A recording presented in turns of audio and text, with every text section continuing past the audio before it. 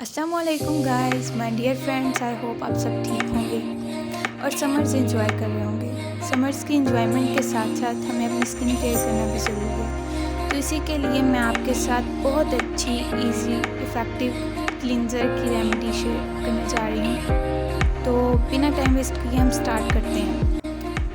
1 teaspoon मैदा add करें, 1 teaspoon दही, 1 चुटकी हल्दी ऐड करें और इसे अच्छे से मिक्स करें और अपने पूरे फेस पे अप्लाई करें। 10 मिनट तक लगा रहने दें। इसके बाद किसी अच्छे ब्यूटी सोप या फेस वॉश से वॉश कर लें। और अगर आपको रिज़ल्ट अच्छा लगे तो कमेंट्स में बताएं ताकि हम आपके लिए और अच्छी मज़ीद इसी तरह की वीडियो लाते रहें।